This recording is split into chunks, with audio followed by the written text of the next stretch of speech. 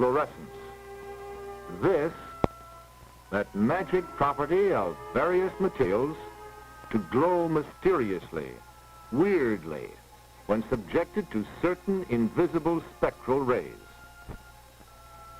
Such weird and beautiful forms of luminescence in solid materials were first recorded in history one night almost 4 centuries ago, when an Italian alchemist, Vincenzo Casciarola, discovered some glowing barite in the hills near his home in Bologna. It is from a similar phenomenon, from fluorescence, that a fundamentally different principle of lighting, a new form of light source, has been developed. From the beginning of history, man depended upon some form of fire or heat for light. Many millions of years ago, when man first carried a flaming faggot into his cave, he brought light indoors. Thus was man's long fight against darkness begun. The caveman literally held aloft the torch of civilization. A few million years later, about 4000 BC, the oil lamp was developed. Its illumination was little, if any, better than that of the burning faggot. Then many, many more centuries elapsed before the invention of the candle, but its illumination was no great improvement over that of the pottery lamp.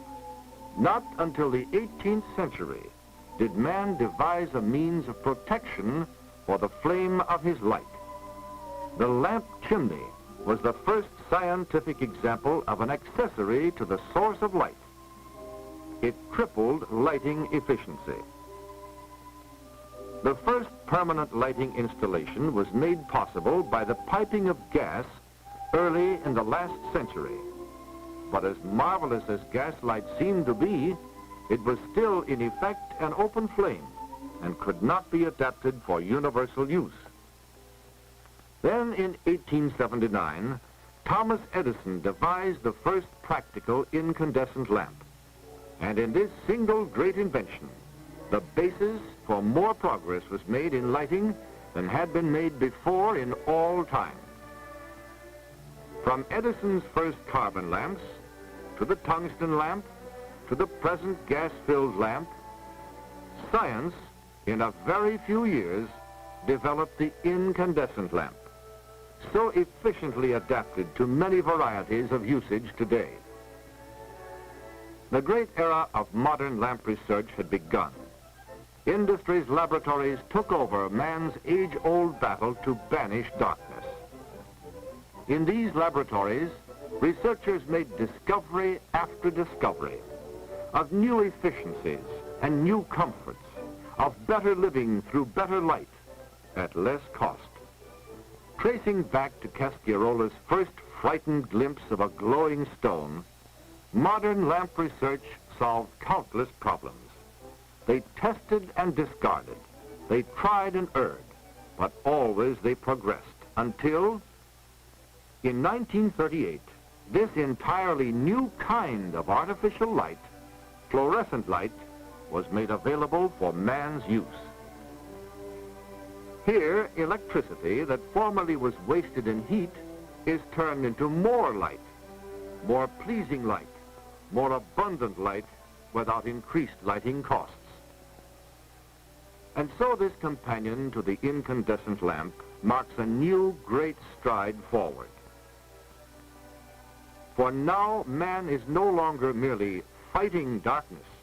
He is beginning to move the sun indoors. The energy available to man comes largely from the sun, in the form of energy waves. The different kinds of energy are spread out in what is called a spectrum. The position in the spectrum is an indication of the wavelength of the energy. Most wavelengths cannot be seen by the human eye. They are invisible. Only the wavelengths shown here in color are visible to man. And research has discovered that it is precisely at the invisible ultraviolet wavelength known to science as 2537 where we find the original energy that has made practical the modern fluorescent lamp. The fluorescent lamp is an electronic device. So let's move in and see how the electron is employed. To produce the almost magical 2537 energy, the lamp is composed principally of an electrode, which acts alternately as a cathode and an anode, and at each end of the tube, an inert gas, argon, to aid in starting, a tiny droplet of mercury, and a fluorescent material called a phosphor, coating the entire inside of the tube.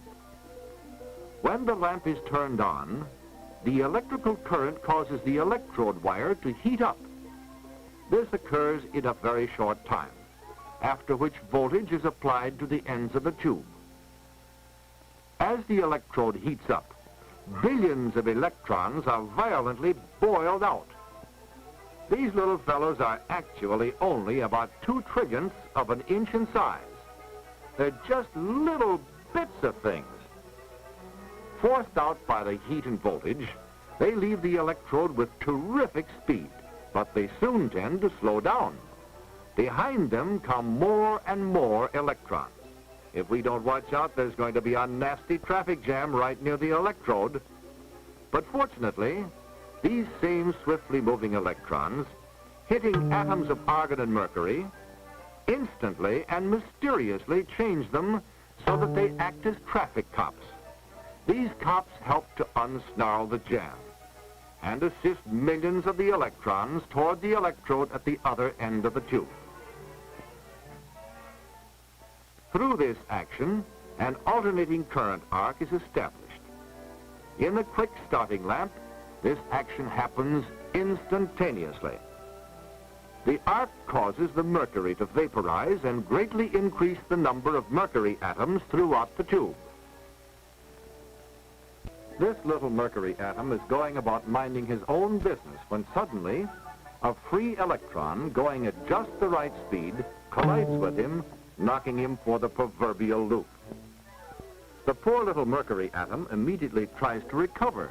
He tries to stop himself, and in order to get rid of his excess energy, he converts it mysteriously to radiation. The magic 2537. When these invisible radiations strike the phosphor coating on the inside of the tube, they are transformed into visible light. Most of the materials used in coating the tube are synthetic phosphors not found in nature. They were developed through lamp research at Nela Park by exhaustive experiments with thousands of materials. And as is so often the case, these synthetic phosphors are far superior to those found in nature. In fact, many phosphors used today are not found in nature in that form. Here, synthetic phosphors are transforming the magical 2537 into varicolored, efficient, economical, fluorescent light. Outwardly, the fluorescent lamp appears to be simple. At first glance, it seems to be no more than a bit of glass, a bit of metal. From all over the world come a great materials to be used in this lamp. Metals and alloys, rare gases, chemicals of various kinds, dolomite, arsenic, strontium, magnesium. These and many other materials, each with its own special function, are combined in a single lamp. But the efficiency and quality of this fluorescent lamp requires precision design and precision manufacturing. While it is true that fluorescent lamps look much alike, such factors as the ratio of tube length to diameter, the infinitesimal exactitude of phosphor crystal size, the hair-fine uniformity of electrode wire, these and a host of other possible combinations must be just right, as determined by thorough lamp research to give the greatest lighting efficiency. And to keep these combinations exactly right, quality control must be rigidly applied at every step of manufacture. In the factories where these lamps are made, even such a little thing as the special ink used to imprint the designation of size and color is rigidly controlled. It is mixed from 7 different ingredients. Next, the phosphor coating is applied inside the tube. Air pressure forces the fluid evenly through the tube. Watch it, lady. Uh-oh. I thought surely it was going over that time. Pretty, isn't it? I mean the liquid in the tubes. After the coating has been heat-dried, it is checked for thickness in a special reflectometer. The thickness of the coating must be uniform within 3/100,000ths of an inch. The mount supporting the electrode is an assembly of exhaust tube, glass flare, and lead wires. There is one mount for each end of the tube. Mounts, too, are closely scrutinized for possible minute defects. The next step is the sealing machine. Here the mounts meet the coated tube. The mounts are sealed to the ends of the tube by melting and fusing the glass together. One end is completely sealed, airtight. The other is provided with a small exhaust tube through which air can be drawn to create a vacuum inside the lamp.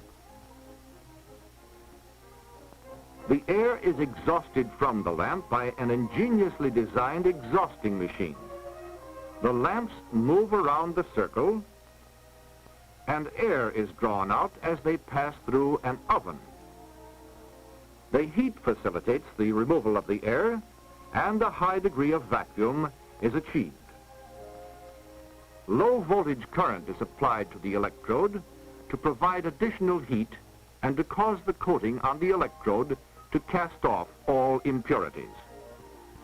Next, the machine automatically measures and injects a tiny exact amount of mercury, and a charge of pure super dry argon gas is put in with just the correct pressure to assure easy starting and long life for the lamp. Still in the same machine, the little tube through which the air has been removed is sealed off, and Mr. Electron and his fellow workers are now hermetically isolated from the outer world.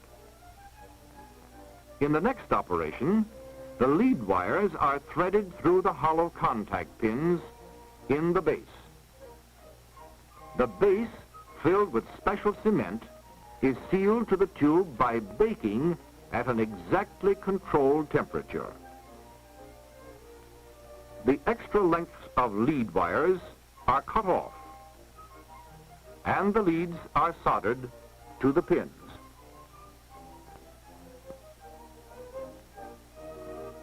Now, you might think that the painstaking job of making a lamp is completed, but no, there are still a lot of tests and inspections to be made. On these racks, the lamps are being seasoned, stabilized, as it were, before final checkups are made. Here, the lamp is operated under extremely adverse conditions, conditions rarely encountered in ordinary use, and all phases of its performance are thoroughly checked.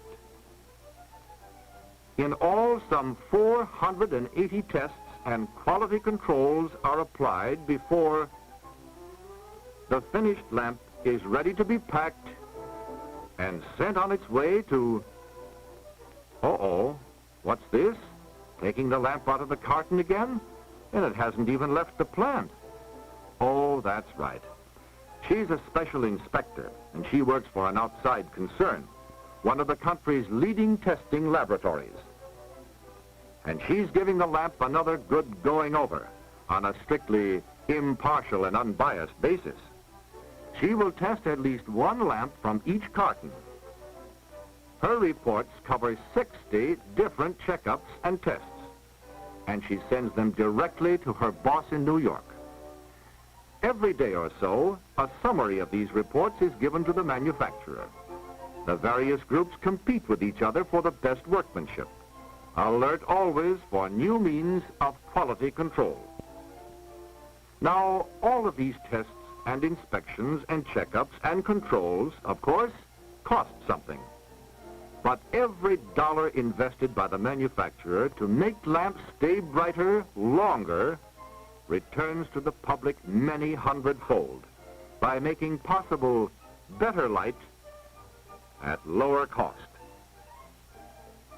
And this idea of light at lower cost applies to fluorescent lighting, even though the original power source is the same electric current we have used for so many years. While the price trend of most commodities during recent years has been generally upward, the cost of lighting, due to the improvement in lamps, the reduction in lamp prices, and the lowered cost of electricity, has gone steadily downward. Among all the established sciences, the technology of lighting is comparatively young. Yet, truly remarkable forward strides have been made in this science in very recent years. The quality and versatile usefulness of man-made light have become greater and greater, while its cost has become less and less.